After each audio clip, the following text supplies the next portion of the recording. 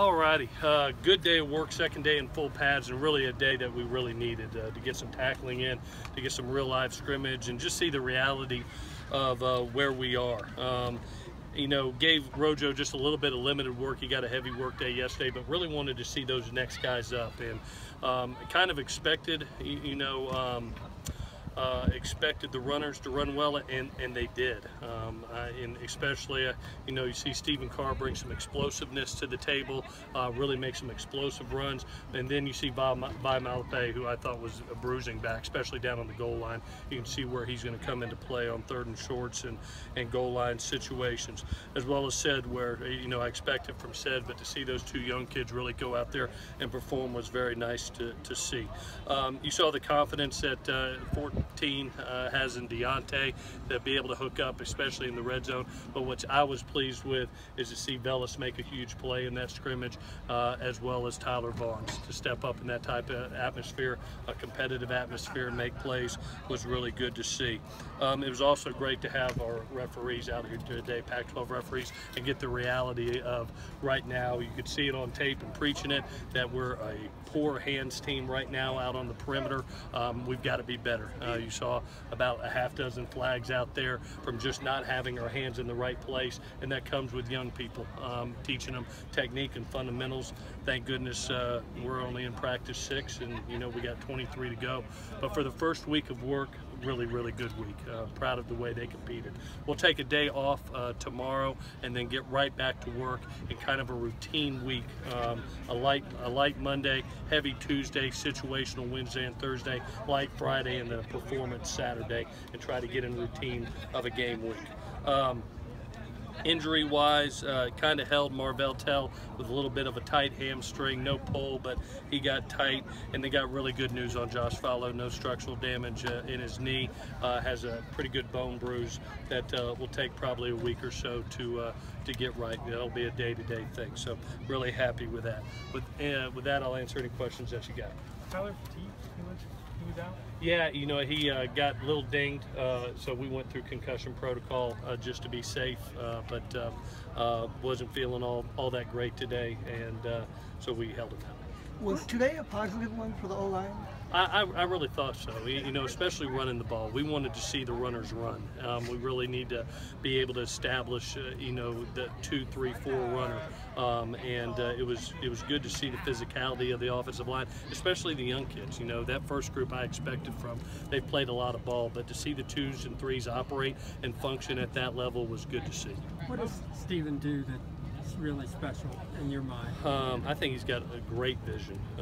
He reminds me a little bit of Rojo, that I have no idea where he's going, but those special players like a Ronald Jones at running back, like a Sam Darnold at quarterback, they see things that others don't, and his ability to put one foot in the ground, change direction with what he sees. He makes full speed decisions, and you're looking at a 200-pound man that's extremely explosive. He looks like he has terrific control, the ability to this way and then that way. Yeah, he's got that. You don't see a crossover move we like to call basketball, where you chop your feet. He truly puts one foot in the ground and is able to transition in another direction. So really good day by him. How valuable is the full pads for assessing and evaluating young guys like Steven and just other young players? I can't wait to watch the film. We're actually coming back tonight to watch the film with the team. So we're watching that as a staff as soon as I walk out of here, and then we're watching it with the team tonight, because this is a learning experience. There's no better tape than we can have than to put the ball down, get full live tackling, and just see who can operate right now. It's only week 1. We got 4 more weeks prior to our first game, but today was a really good day for us from a physical standpoint, and being able to teach off film technique and fundamentals. With the defense has a lot of starters returning, and not a lot of positional battles that seem wide open at least.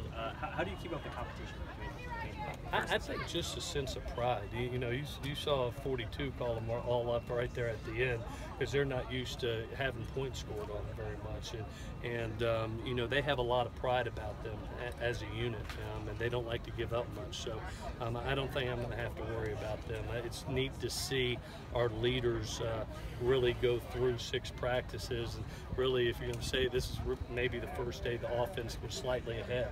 They had won basically 5 days in a row, and and the offense did a nice job today.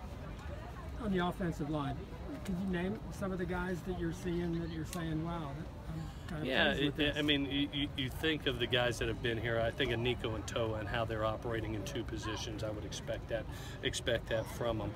I think about some of the younger kids. You know, right now Andrew Voorhees and Austin are playing at a very high level. Have been very pleased with Roy Hemsley as well as Jacob Daniels with his transition over. Just seems really natural at the position. I think there'll be some growing pains for him, but his future is really, really bright. And you know, I thought Chuma may have had his best practice yesterday since he's been here as a Trojan. I told him that. I thought he was phenomenal yesterday. His competitiveness, his athleticism. So that group's really coming together, and that's the key to winning championships, is that offensive and defensive line. That's only how far you're going to go is how they lead you. Is Jalen McKenzie on scholarship, and do you anticipate the former walk-ons to continue their scholarships in 2017?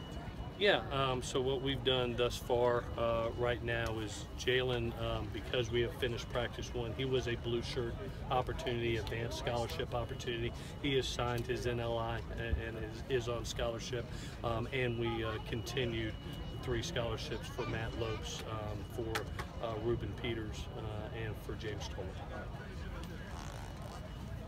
Tyler Vaughn's, what have you guys thought of him for him to be able to get those first team reps?